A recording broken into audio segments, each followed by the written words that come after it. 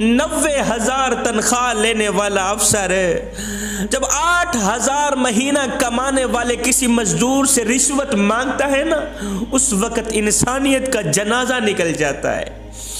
और जालिम कुछ तो रहम कर लेता उस गरीब की गुर्बत पे, जो कड़कती धूप में तत्ती रेत पे खड़े होकर एक बूढ़ा बाप कमाने वाला है, पीछे 6 बच्चे खाने वाले हैं, और उस गरीब से रिश्वत मांगते हुए तुझे शर्म ना आई, तेरे पांव से जमीन ना हिली। उस गरीब की मदद नहीं कर सकता ना कर, उस गरीब की हेल्प नहीं कर सकता ना कर, उस गरीब की गुर्बत से नाजायज फायदा तो ना उठा। जवानों, नमाज इबादत है, नमाज की बहुत बड़ी फजीलत है, मगर सुनो ये उस मकाम तक नहीं पहुंचाती। रोज़ा इबादत है, रोज़े की बहुत बड़ी फजीलत है, मगर सुनो उस मकाम तक नहीं पहुंचाता। हज करना इबादत है, मगर उस मकाम तक नहीं पहुंचाता। बात मुख्तसर जवानों, इबादत उस मकाम तक नहीं पहुंचाती जहां गरीब की खिदमत पहुंचाती। इबादत उस मकाम तक नहीं पहुंचाती जहां गरीब की खिदमत पहुंचाती है। साहिब, मजहब में से अगर इंसानियत की खिदमत निकाल दी जाए तो सिर्फ इबादत रह जाती है। दीन इस्लाम में से अगर इंसानियत की, मखलूक खुदा की खिदमत निकाल दी जाए तो सिर्फ इबादत रह जाती है। और इबादत के लिए मेरे अल्लाह के पास फरिश्तों की कोई कमी नहीं है। हज़रत सैयदना अली जुल मुर्तज़ा शेर खुदा कर्रमल्लाहु वजहुल करीम ने फरमाया कि अगर कोई शख्स अपनी भूख मिटाने के लिए रोटी चोरी करे, भूख लगी हुई हो, भूख मिटाने के लिए रोटी चोरी करे, तो चोर के हाथ काट देने से कहीं ज्यादा बेहतर रहेगा वक़्त के बादशाह के हाथ काटे जाए। अगर कोई चोर अपनी भूख मिटाने के लिए रोटी चोरी करे तो जवानों 10 तरीकों से गरीबों की मदद करो, 10 तरीकों से गरीबों की हेल्प करो, गरीबों का सहारा बनो। जब तुम्हें पता चले कि हमारा पड़ोसी बीमार पड़ा है, हमारा हमसाया बीमार हो गया, तो फौरन उसके घर जाओ, उससे उसका हाल चाल पूछो, फिर इस अंदाज से उसे रकम दो, इस अंदाज से उसकी मदद करो कि उसे तुम्हारी रकम लेते हुए शर्म महसूस ना हो। पहला तरीका। दूसरा, एक हाथ से दो, दूसरे हाथ को पता भी ना चले, इस अंदाज से दो कि वो लेते हुए शर्म महसूस ना करे। दूसरा, एक हाथ से दो, दूसरे हाथ को पता भी ना चले। तीसरा, अगर वो रकम नहीं लेना चाहता तो उसे दवाई लेके दे दो, दवाई के पैसे जाके अदा कर दो। हम इतने नादान लोग हैं, इतने घटिया तर लोग हैं कि हम शादी की तकरीब में जब जाते हैं ना तो पैसों का लिफाफा अपनी जेब में डाल के जाते हैं कि दूल्हा जब मिलेगा पैसों का लिफाफा दूल्हे को दिया जाएगा, हालांकि उस वक्त उसको पैसों की अशद जरूरत नहीं होती। हम इतने नादान लोग हैं, जब शादी की तकरीब में जाते हैं तो पैसों का लिफाफा अपनी जेब में डाल के जाते हैं, और जब हमारा कोई हमसाया अस्पताल में जिंदगी और मौत की जंग लड़ रहा होता है, गरीब हमसाया जिंदगी और मौत से लड़ रहा होता है, उस वक्त हम कोई पैसे लेके नहीं जाते, हम सिर्फ पूछ के वापस आ जाते हैं। जबकि उस वक्त मरीज को और मरीज के घर वालों को पैसों की अशद जरूरत होती है, एक एक रुपए की जरूरत होती है, लेकिन हम सिर्फ हाल पूछ के वापस आ जाते हैं। हाय और नादान, काश कि आज के इस लम्हे उस गरीब की थोड़ी सी भी मदद कर देता। आज के इस लम्हे, तकलीफ देह लम्हे, उस गरीब की थोड़ी सी भी हेल्प कर देता तो वो गरीब आज के इस लम्हे जो तुझे दुआ देता, यहां से दुआ निकलती बाद में, ऊपर से कबूल पहले हो जाती। आज के इस दुखों के लम्हे, दर्दों के लम्हे, तकलीफ के लम्हे, जो दुआ निकलती है ना फौरन कबूल हो जाती। आज यहां से दुआ निकलती बाद में, कबूल पहले हो जाती। ऐसे अहसन अंदाज से गरीबों की मदद करो, गरीब हमसाए, गरीब पड़ोसी की मदद करो कि उसे लेते हुए शर्म महसूस ना। अगर वो रकम लेते हुए शर्म महसूस करता है तो मेरे हुजूर अलैहिस्सलाम ने फरमाया, जो अपने लिए खरीदो वो अपने गरीब भाई के लिए भी खरीदो। अगर वो जुत्ती, कपड़ा, गंदम, अनाज तुम्हारे हाथों से लेना गवारा नहीं करता, शर्म महसूस करता है, तो कोई बात नहीं, वो जिस दुकान से उधार सौदा सलफ लेके आता है जाके उसका बिल अदा कर दो। या उसकी नौजवान बेटी घर में बैठी है, वो बेचारा शादी के लिए परेशान है, जहेज के पैसे नहीं है, बेटी की शादी करनी है, कोई अच्छा रिश्ता नहीं आ रहा, तो उसके साथ मिलके कोई अच्छा सा रिश्ता तलाश करो। ये भी एक किस्म की खिदमत का तरीका है, हेल्प का तरीका है। उसके साथ मिलके उसकी बेटी का रिश्ता तलाश करो। जब रिश्ता हो जाए तो अपनी हलाल कमाई में से उसे जहेज लेके उसकी बेटी को रुखसत कर दो, शादी कर दो, उसका फर्ज अदा कर दो। ये इतनी आला किस्म की खिदमत है। ये वो खिदमत है जो इंसान को अल्लाह का महबूब बना देती, जो इंसान को अल्लाह का वली बना देती। ये वो खिदमत। फिर मैं एक बार नहीं, दो बार नहीं, करोड़ों बार कुर्बान न जाऊं अपने आका के इस फरमान पे कि मेरे करीम नबी ने फरमाया, सहाबा, किसी बेवा के सामने अपनी बीवी से प्यार न करना, अपनी बीवी की तारीफ बयान न करना, इससे बेवा का दिल दुखेगा।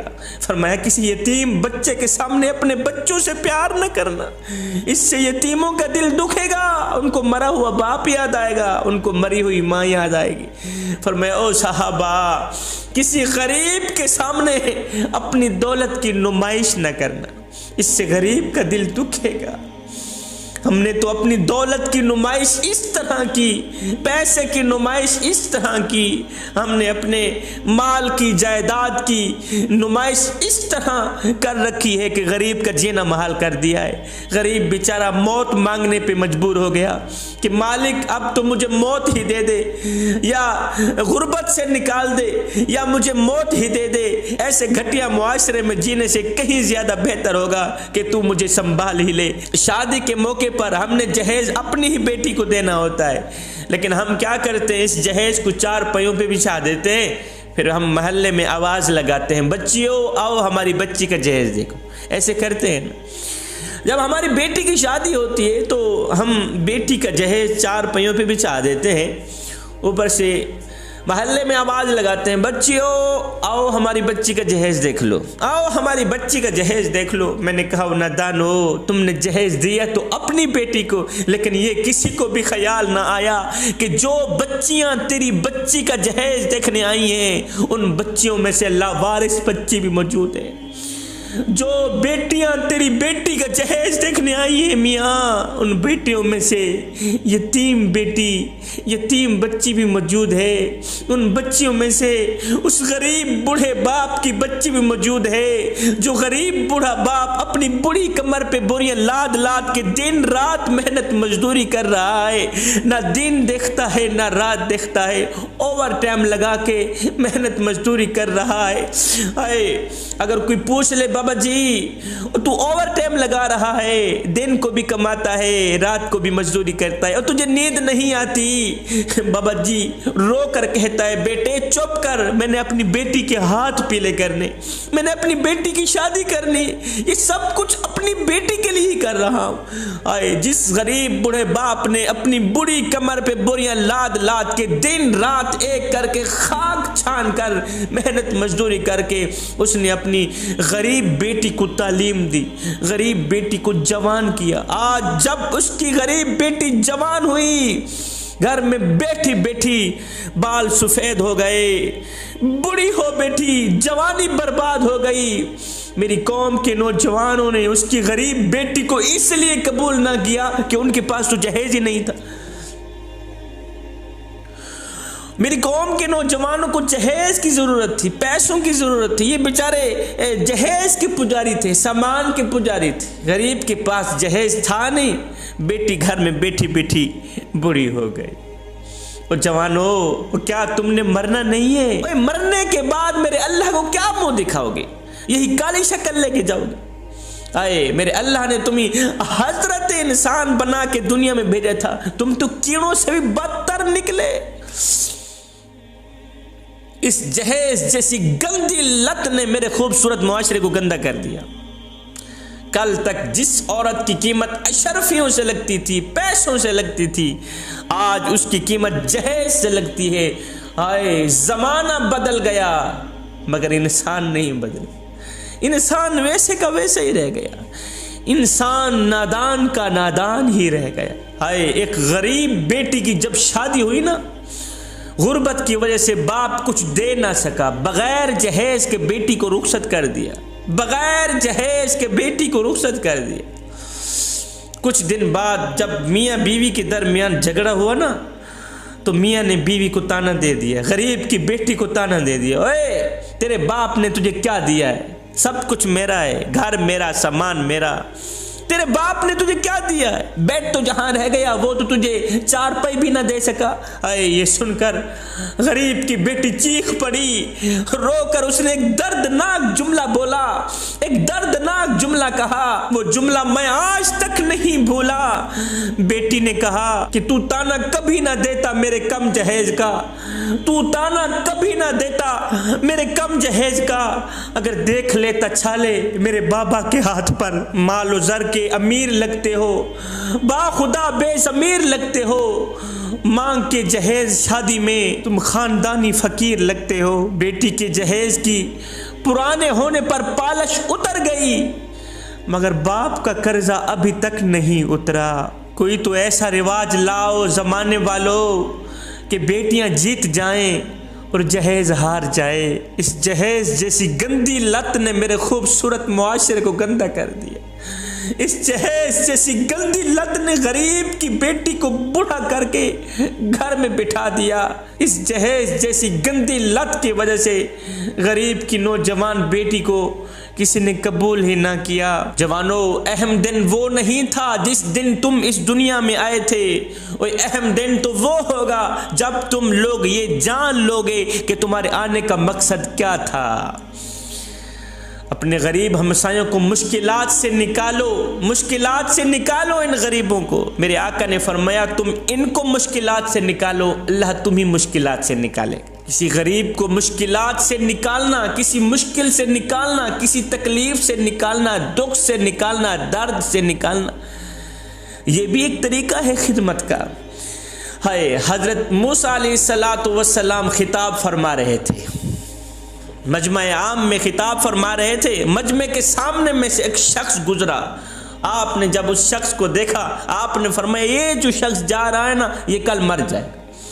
मजमे में से उसी शख्स का एक दोस्त बैठा हुआ था, उठा, दौड़ पड़ा उसके पीछे, और रुको मियाँ, रुक गया। हाँ क्या है? उसने कहा मूसा अल्लाह का नबी है, जब भी बोलता है सच बोलता है।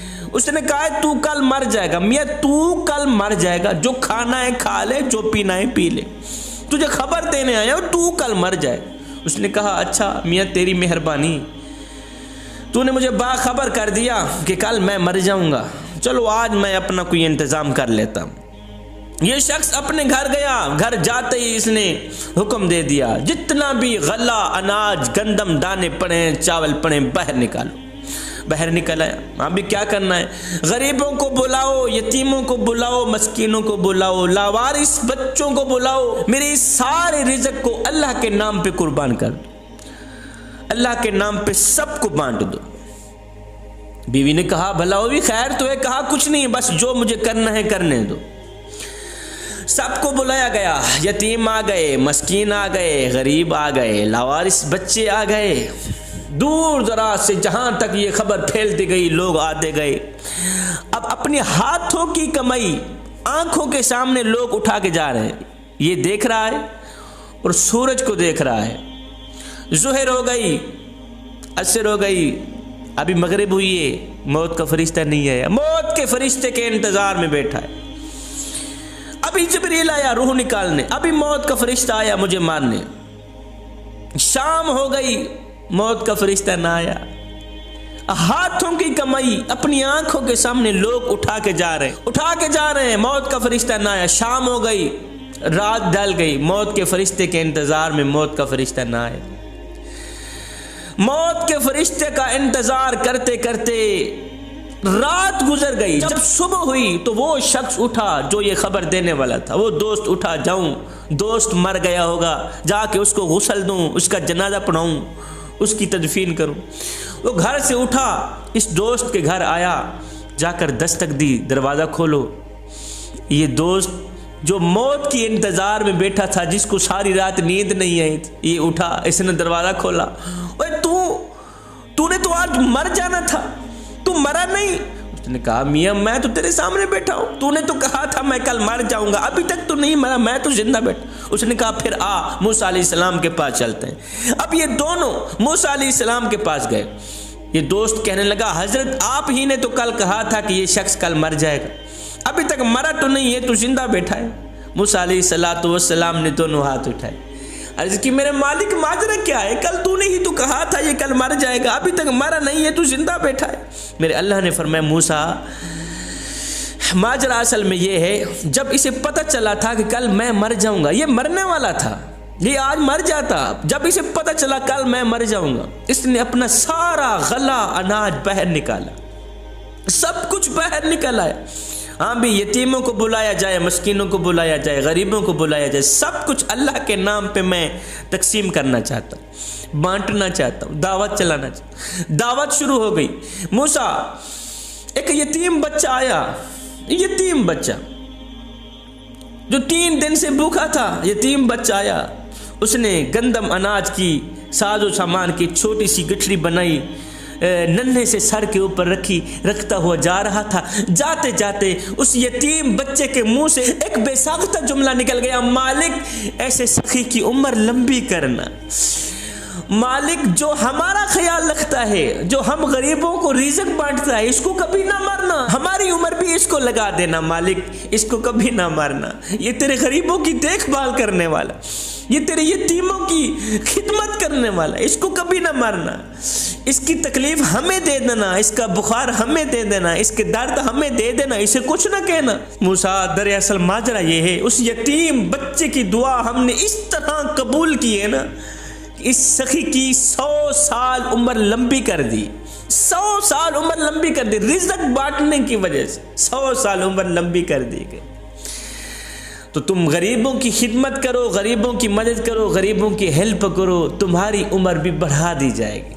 सखी बंदा जल्दी मरता नहीं, ये याद रखना, सखी बंदे की उम्र में बरकत डाल दी जाती, लंबी उम्र पाता है सखी इंसान। हजरत सैयदना उमर फारूक रज़ी अल्लाह ताला अन्हु मेरे करीम नबी के पास गए, अर्ज की हुजूर आप अल्लाह से दुआ करें कि अल्लाह ताला मुझे रिज़्क देना बंद कर दे, रिज़्क बहुत ज़्यादा हो गया है, आप अल्लाह से दुआ करें ना, अल्लाह ताला रिज़्क देना बंद कर दे।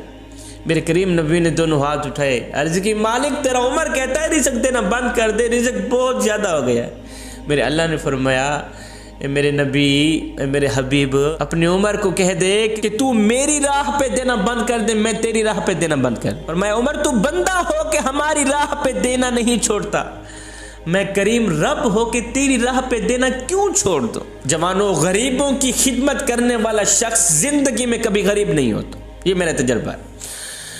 गरीबों की मदद करने वाला शख्स जिंदगी में कभी गरीब नहीं होता।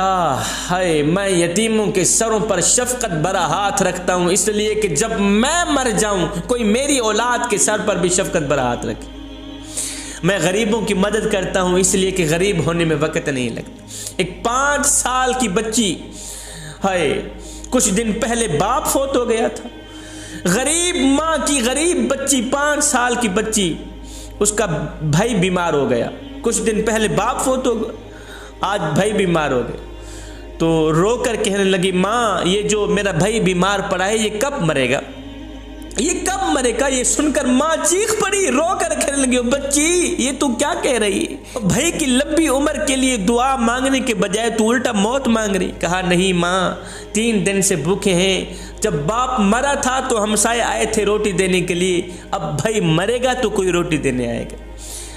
हम गरीब हमसाए के घर रोटी देते हैं, लेकिन तब जब वो मर जाता है। हमारे यहाँ रवाज है नहीं, जब हमारे मोहल्ले में कोई फौतगी हो जाती है तो फिर सारे मोहल्ले वाले मिलकर उस मरने वाले के घर पूरी फैमिली के लिए खाना पहुंचाते हैं, रोटी पहुंचाते हैं। मैंने कहा नादान हो, ओए मरने वाला रोटी रोटी करता मर गया, मरने वाला 3 दिन का भूखा था आखिर मर गया, और रोटी खिलाते तो उसी मरने वाले को खिलाते।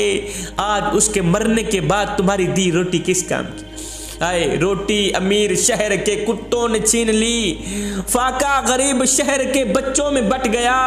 चेहरा बता रहा था कि इसे मारा है भूख ने, हाकिम ने ये लिखा कि ये कुछ खा के मर गए। ए दोस्त, तेरे मोहल्ले में अगर कोई शिया रहता है, वहाबी रहता है, सुन्नी रहता है या कोई गैर मुस्लिम रहता है, उसका हिसाब वो खुद देगा। मगर सुनो, अगर रोटी ना मिलने की वजह से रात को भूखा सो गया, बंदे उसका हिसाब तुझे देना पड़ेगा। एक मजदूर आदमी रेहड़ी पर शीशा लिए जा रहा था, सड़क पर जा रहा था, रास्ते में गटर आया, कटर की वजह से रेहड़ी उलट गई, शीशा टूट गया। जब शीशा टूट गया तो फुटपाथ पे बैठ के ये गरीब मजदूर अपना सर पकड़ के रोने लगा कि अब मालिक को क्या जवाब दूंगा, इतना कीमती शीशा टूट गया। सड़क पे बैठ के सर पकड़ कर रोने लगा। हर बंदा आ रहा था दिलासा देने के लिए, दिलासा देने ही लोग आते हैं, दिलासा दे रहा था, कोई बात नहीं मियाँ चुप कर, जो होना था सो हो गए। इतने में एक बुजुर्ग आगे बढ़ा, उसने जेब में से 100 का नोट निकाला, इस गरीब मजदूर के हाथ में दे दिया। कहा यार इससे तेरा नुकसान तो पूरा नहीं होगा पर रख ले। बुजुर्ग के हाथ से गरीब को पैसे देता देखकर अब सब लोगों ने ऐसे ही किया, जेब में हाथ डाला, किसी ने 10 निकाले, किसी ने 50 निकाले, किसी ने 100 निकाला, गरीब के हाथ में देते गए, गरीब के हाथ में देते गए। थोड़ी देर के बाद उसके शीशे की रकम पूरी हो गई। जब शीशे की रकम पूरी हुई तो वो खुशी से उठा, उसने सबका शुक्रिया अदा किया, सबका शुक्रिया अदा करने लगा। तो वहां एक शख्स खड़ा था, उसने कहा मियाँ हमारा शुक्रिया अदा ना करो, दरअसल इस बापे का शुक्रिया अदा करो, इस बुजुर्ग का शुक्रिया अदा करो जिसने हमें ये राह दिखाई है, जिसने हमें खिदमत करने का रास्ता दिखाया है, जिसने हमें आपकी मदद करने की राह दिखाई है, शुक्रिया तो इसका अदा करो। जवानों, हमारी भी यही मिसाल है कि हम सब अपने तौर पर नेकी का काम करना चाहते हैं, लेकिन सवाल यह है कि पहला कदम बढ़ाए कौन, नेकी का रास्ता दिखाए कौन। आए आज से हम अहद करते हैं कि आज से कदम भी खुद बढ़ाएंगे, नेकी के रास्ते भी खुद तलाश करेंगे। और सुनो, गरीबों से उनका हाल चाल पूछ लेना, यह भी एक किस्म की खिदमत है, यह भी एक किस्म की हेल्प है। उनके सीने में छुपा हुआ गुर्बत का ये जो बोझ है ना, 1 घंटा लगा के उनकी ये बेतुकी बातें सुनते रहना, उनका बोझ हल्का कर देना, ये भी एक किस्म की खिदमत है, ये भी हेल्प है। मदीने शरीफ में एक कमली सी औरत रहा करती थी जिसका ज़हनी तवाज़ुन ठीक नहीं था, बिल्कुल कमली, पागल सी औरत जिसे कहते हैं, पागल सी औरत रहा करती थी। वो जिस रास्ते से गुजरती थी लोग वो रास्ता छोड़ देते थे कि ये बेतुकी बातें सुनाएगी, हमारा टाइम ज़ाया करे।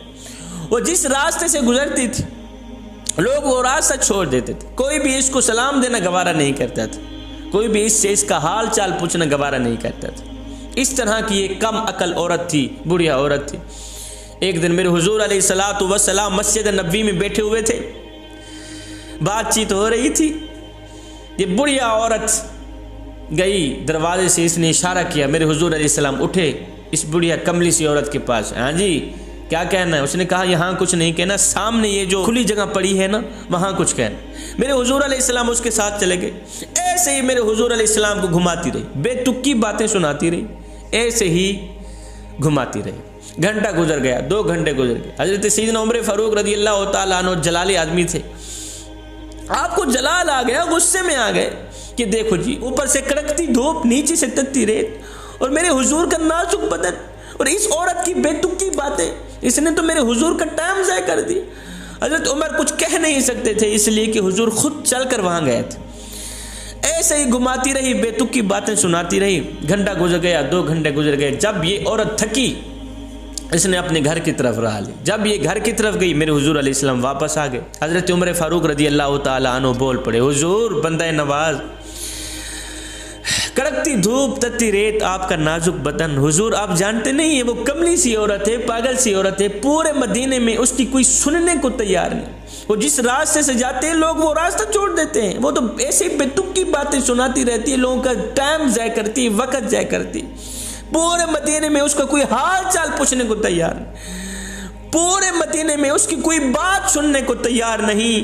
हाय, ये सुनकर मेरे करीम नबी ने फरमाया, उमर पूरे मदीने में उस बेचारी की कोई नहीं सुनता, अगर मैं भी उसकी ना सुनूं तो वो अपने दुखड़े किसको सुनाएगी। हाय हाय, फिर वो अपने दर्द किसको सुनाएगी? उमर जाके उस बुढ़िया को कह दो, बुढ़िया मेरा नबी फरमा रहा है जब दुख ज्यादा हो जाए, जब दर्द ज्यादा हो जाए, जब सीने पे गमों का बोझ ज्यादा हो जाए, तो ये बोझ हल्का करने के लिए किसी और के दरवाजे पर ना जाना, मैं मोहम्मद की चौखट पर आ जाना। तू सुनाती जाएगी, मोहम्मद सुनता जाएगा। अल्लाह अकबर। जवानों, खुदारा गरीबों के दुख सुना करो, उनसे उनका हाल चाल पूछ लिया करो, ये भी सदका जारिया है। वो एक फकीर था, दरवेश था, गरीब फकीर था, उसने फटे पुराने कपड़े पहने हुए थे, दूसरा लिबास था नहीं। अब उसका एक ही लिबास था, वो भी फट गए। अब जगह जगह से जिस्म छलक रहा था, जिस्म नजर आ रहा था। अब ये नंगा जिस्म लेकर, दूसरा लिबास था नहीं, एक ही लिबास था, आज वो भी फट गए। अब ये नंगा लिबास लेकर बादशाह की चौखट पे हाजिर हुआ। जहां बादशाह के कुत्ते बंधे हुए थे वहां जाके बैठ गया। इसने बादशाह की तरफ देखा, कहने लगा, बादशाह एक बात तो बता। कहा, जी कौन सी बात? कहा, बादशाह मिसाल के तौर पर अगर मैं तेरे दरवाजे पर अभी अभी मर जाऊं, अगर मैं तेरे दरवाजे पर अभी अभी मर भी जाऊं, बता तो सही तू मेरे साथ क्या सुलूक करेगा? बादशाह ने कहा, फकीर मियाँ, अगर तू मेरे दरवाजे पर अभी अभी मर भी गया तो मैं यही कुछ करूंगा, तुझे कफन देकर दफन कर दूंगा, तुझे कफन देकर दफन कर दूंगा, तुझे कफन देकर दफन कर दूंगा। हाय, ये सुनकर गरीब फकीर की चीख निकल गई। गरीब फकीर रोकर कहने लगा, बादशाह मेरे मरने के बाद जो मेरी मुर्दा लाश ढांपने के लिए मुझे कफन दोगे ना, वो आज ही दे दो, ताकि मैं अपनी जिंदा लाश तो ढांप सकूं। बादशाह, आज मैं जिंदा हूं, मुझे कपड़ों की जरूरत है और तुम देते नहीं। जब मैं मर जाऊंगा फिर लट्ठे का सूट भी आ जाएगा, फिर काटन का सूट भी आ जाएगा। मेरे मरने के बाद तुम्हारा दिया लट्ठे का सूट किस काम का? मुझे देना है तो आज दो। आज मुझे कपड़ों की अशद जरूरत है, आज मुझे एक लिबास दे दो, मरने के बाद चाहे कफन ना भी देना। जमानो खुदारा, गरीबों की मदद करो। गरीब की खिदमत करने वाला शख्स जिंदगी में कभी गरीब नहीं होता। मैं दुआ करता हूँ अल्लाह ताला हमें सिरात मुस्तकीम पर चलने की तौफीक अता फरमाए। अल्लाह ताला हम सबको वो नेक काम कराए जिस पर अल्लाह भी राज़ी हो जाए, उसका रसूल भी राज़ी हो जाए। अल्लाह ताला हम सब का हामी और नासिर हो। आमीन सुम्मा आमीन। वमा अलीना इल्लल बलागुल मुबीन।